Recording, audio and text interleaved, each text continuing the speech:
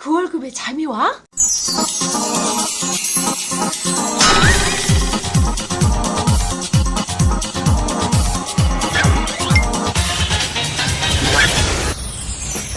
그 월급의 잠이와는 월급이 전부인 2천만 월급쟁이들의 불면증을 해소하는 방송입니다.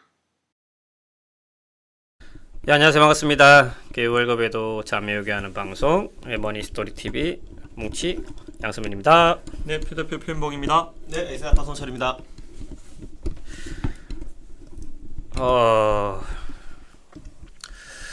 참 우리 방송이 이제 쭉 오래 하고 있죠. 오래 하고 있는데 어찌 보면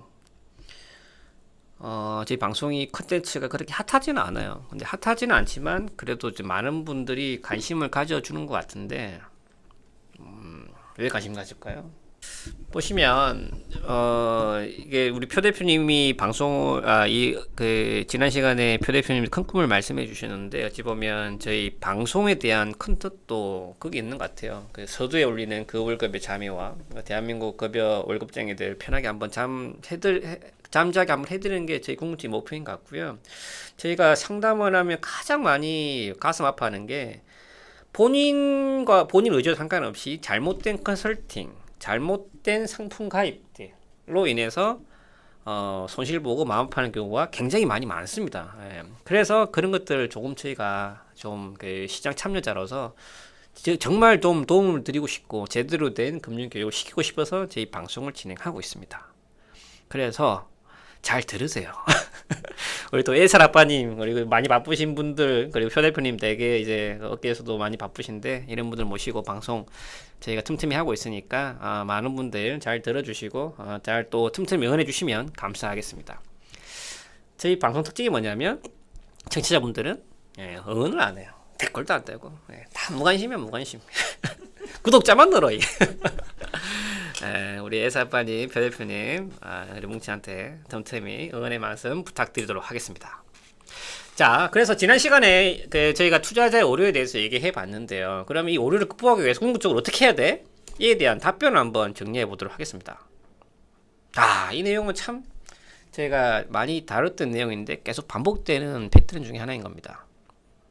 무슨 내용입니까, 우리 표 대표님?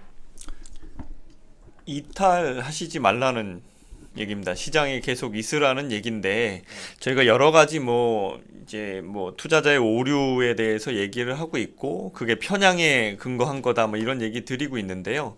그러니까 이게 하나하나를 놓고 이러지 말라 저러지 말라 이렇게 하셔야 된다 이러면 부담스러우실 텐데 저희가 얘기하고 있는 큰 틀에서 보면 이 모든 것들이 자동적으로 해결될 수 있는 그런 이슈라는 걸 생각하면서 오늘 얘기를 좀 들어보시면 도움이 좀 될 것 같습니다.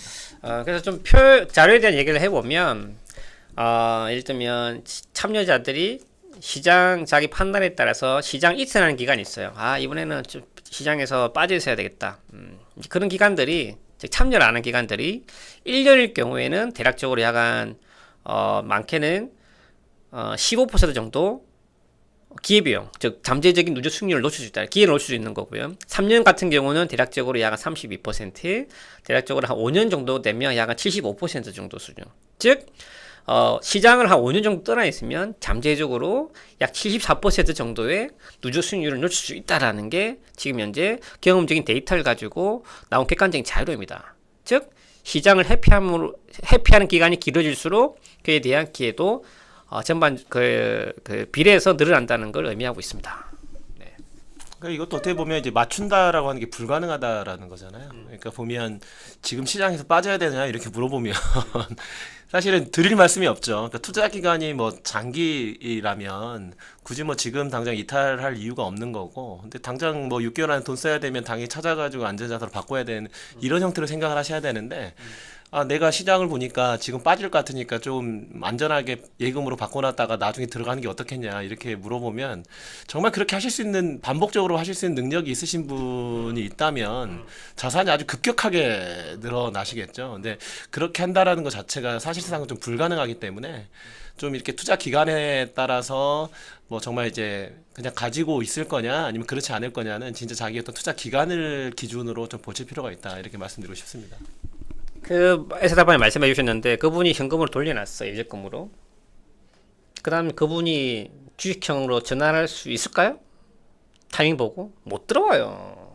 거의 못 들어와요. 제가 굉장히 많이 봤어요. 그 지난 시간에 제가 말씀드렸잖아요. 글로벌 자산운용사가 2018년 금융위기 때 현금으로 돌려놨다고 성공했다고. 근데 그 위에 망했다고요. 주식형으로 전환을 못 해가지고.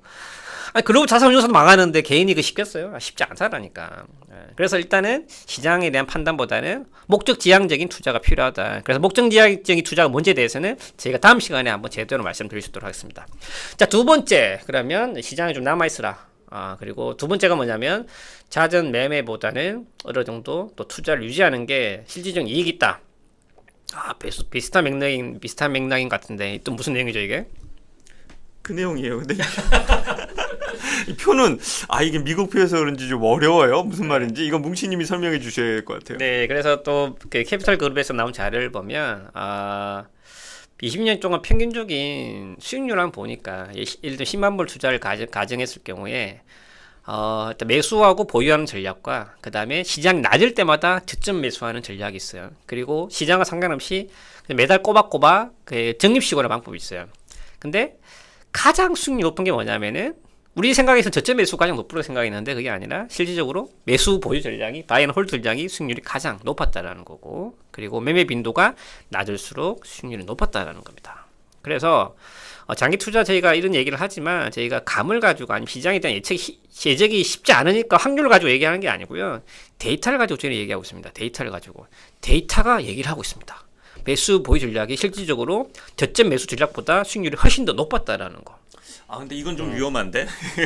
왜 위험하다고 말씀드리니까 뭐 저희가 통계 얘기 많이 했지만 통계는 실은 자기가 얘기하고 싶은 걸 얘기하게 만드는데 되게 용이하거든요.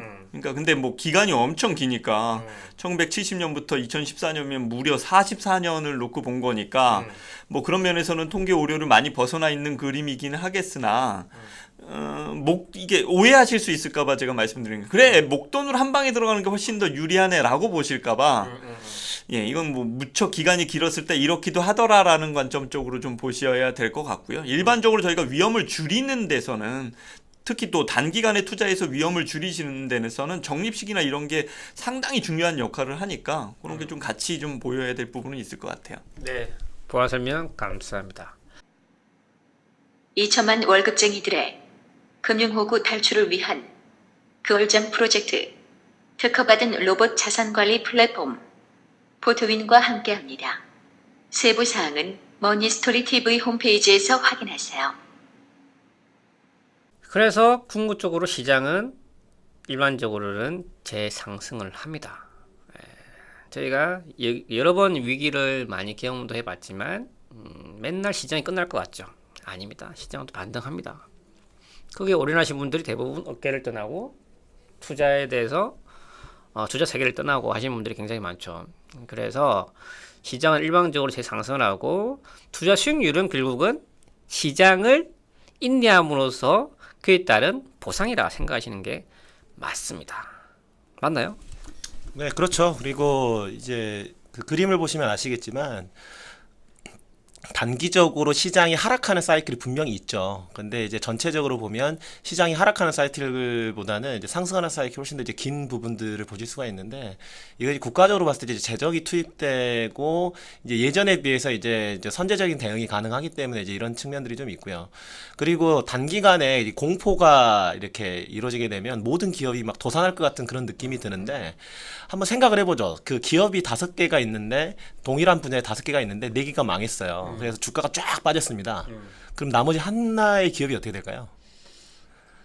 이제 승승장구. 거의 뭐 시장을 독식하다시피 해가지고 엄청나게 오히려 이제 남은 파이들 다 가져가게 되겠죠. 그러니까 실제로 이 자본주의라는 것 자체가 있는 한 사실 이제 주식 시장이 장기적으로 예금이라든가 채권 시장보다 수익률이 낮다 이러면은 주식에 투자할 이유가 전혀 없잖아요. 그러니까 실제적으로 이러한 어떤 이건 약간 이제 믿음에 대한 부분들인데, 단기적인 어떤 분명히 단기적으로 크게 손실을 날 수 있는 기간이 충분히 있음에도 불구하고 장기 투자를 하시는 부분들이 장기 수익률에서 큰 차이를 낸다. 시장은 일반적으로 재상승하는 게 당연하다. 이렇게 보시는 게 좋을 것 같습니다. 네.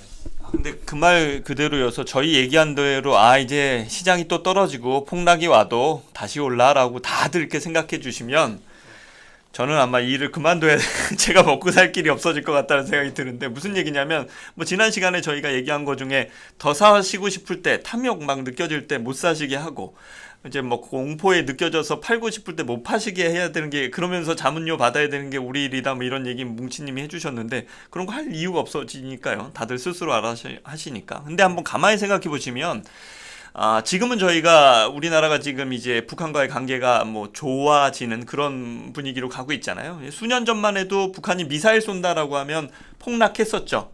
그래서 뭐 당일 폭락하고 그 다음날 회복하고 뭐 이런 모습들은 몇 번 보아서, 이제는 만약에 뭐 작년, 재작년 뭐 이런 식으로 돼서 막 북한이 미사일 쏜다라고 하더라도 투자자분들 별로 겁들 안 내셨을 거예요. 근데 그건 지극히 단기적인 시각에서 그랬는데, 긴 호흡에서도 그러실 수 있느냐? 이게 관건인 거죠. 이건 쉽진 않으실 것 같아서 저는 한동안은 제 일을 계속할 수 있지 않을까 싶습니다. 근데 저희가 장기 투자 얘기하는 게 또 많은 분들이 이제 물론 이제 아무 생각 없이 들어갔다가 기다리면 되겠죠. 근데 그 말고도 우리 또 그 표 대표님 말은 이렇게 하지만 그 안에 또 숨은 노하우들이 있어요. 그래서 그냥 바이앤 홀드도 중요하지만 이걸 더 성공하기 위해서는 몇 가지 장치들이 필요하다. 이런 부분들이 이제 전문가들에 대한 도움이 필요할 것 같습니다. 크게 세 가지입니다. 크게 세 가지인데, 그게 뭐냐면 첫 번째는 자산 배분. 자산 배분. 이제 다 들어보았죠. 자산 배분. 그러니까 대부분 월급쟁이들이 이렇게 생각하죠. 자산이 없는데 무슨 배분이야. 참나. 부채만 대부분인데. 이렇게 생각하시는데, 쉽게 생각하자고요. 자산 배분, 이제 금융자산에 대한 배분을 주식과 채권, 현금 비중을 얼마나 잘 조절하냐. 시장 예측이 아니라, 시장 타이밍이 아니라, 주식과 채권, 현금 비중을 얼마나 잘 조절하냐가 본인 수익률에 가장 큰 영향을 미친다. 그래서 장기 투자에 대한 성공을 위해서는 첫 번째, 자산 배분을 반드시 해야 된다. 즉, 그 말이 뭐냐면, 내 금융자산에서 어떤 상품을 하고 있어요. 그게 중요한 게 아니에요. 많은 분들이 은행 상품, 금융 상품, 이렇게 은행 상품, 뭐 채권 상품, 보험 상품 나누는데 그게 아니에요. 주식에 대한 속성, 채권에 대한 속성, 현금에 대한 속성을 나누고 그에 대한 비중이 어떻게 되냐. 이에 대한 비중을 조절하는 게 기술이에요. 그리고 이걸 자기한테 맞춤형을 하는 게 기술이고, 이럴 때 전문가의 도움이 필요합니다. 즉, 본인한테 맞는 자산 배분이 굉장히 중요하다. 두 번째 뭐냐면, 두 번째는 정기적인 리밸런싱. 즉, 주식과 채권, 현금 비중을, 자산 배분을 좀 전에 제가 말씀드린 것도 해놨다면 시장이 바뀌잖아요. 시장이 바뀌면 주가가 계속 올라서 좋기는 하겠죠. 근데 중요한 거는 주식이 계속 오르면 어떻게 됩니까? 주식 비중이 굉장히 높아지겠죠. 그럼 상대적으로 본인 자산에서 채권과 현금 비중이 줄어들고, 그에 대할 때 이에 대해서 정기적으로 리밸런싱, 즉 맞춰주는 작업들을 하는 거예요. 반대로 시장이 빠지면은 주식 비중이 줄어들고 채권, 현금 비중이 늘겠죠. 그러면 이걸 또 정기적으로 맞춰주는 작업들, 이걸 정기적인 리밸런싱이라고 부르고, 이게 또 굉장히 중요한 측면이다. 즉, 투자를 한다고 해서 장기적으로 놔두는 건 중요하겠지만, 이 정기적인 리밸런싱을 통한다면 훨씬 더 장기 투자에 대한 성공 확률이 높아지고 수익률이 극대화될 수 있다는 거죠. 자, 세 번째가 뭐냐면은 본인의 라이프 사이클을 반영하는 겁니다. 우리 에서 대표님 좀 구체적으로 한 번 더 간략히 정리해 주시죠. 그러니까 이제 보면 이제 이런 게 있어요. 우리나라 변액보험 있죠. 7년 유지율이 30%가 안 되거든요. 생각보다 높네요. 그러니까 이게 이제 어떻게 보면 이제 판매하고 연관이 되는 건데, 단지 이제 노후 자금이 필요하기 때문에 여유 있는 은퇴 생활을 하려면 이 정도의 연금은 부어야 되지 않겠냐. 이렇게 하는 거는 전혀 라이프 사이클을 고려하지 않는 거죠. 그러니까 특정한 재정적인 이슈에 의해서 과하게 투자를 했다가 손해를 보는 그런 케이스들이죠. 그러니까 라이프 사이클을 반영한다라고 하는 건 다른 게 아닙니다. 그러니까 이거 현금흐름을 봐야 되는데, 이른바 예를 들어서 3년 뒤에 집 사면서 부채가 쫙 늘어날 것 같은데 투자 기간을 장기로 잡을 수가 없죠. 이러면은 투자 기간을 3년으로 잡았을 때 자산 배분은 어떻게 해야 되고, 3년이 2년으로 줄어들고 바로 내년에 돈 필요할 때 어떤 식으로 리밸런싱을 해야 될 거냐, 이제 이런 것들을 반영을 해야 된다라는 거거든요. 반대로 얘기를 드리면, 현재 여러 가지 재정적인 이슈가 있어서 장기 투자가 가능하신 분들은 사실은 가지고 있는 자본들을 상당히 좀 공격적으로 운용을 하실 수가 있는데, 이것도 예금만 가입을 했다가 이제 기회비용에 대한 손실이 오는 거죠. 이런 어떤 본인의 어떤 라이프 사이클, 계획, 소득 구간, 이런 것들을 좀 고려해서 좀 이제 자산 배분 전략이나 리밸런싱 계획을 세우셨으면 좋겠습니다. 장기 투자 중요합니다. 중요하고요. 그걸 또 성공적으로 이끌기 위해서는 좀 전에 말씀드린 세 가지 포인트, 자산 배분, 정기적 리밸런싱, 본인의 라이프 사이클 반영이 반드시 병행되어야 한다는 점 꼭 알려드리고 싶습니다. 자, 오늘 또 좀 많은 얘기를 나눠봤습니다. 또 추가적으로 궁금하신 부분들, 저희 또 머니스토리 TV 또는 카카오 아이디 그월잠 검색하셔서 간단히 메모 남겨주시면 저희가 틈틈이 시간 내서 답변 드릴 수 있도록 하겠습니다. 다음 시간에 또 좋은 내용으로 찾아뵙도록 하겠습니다. 감사합니다. 네, 감사합니다.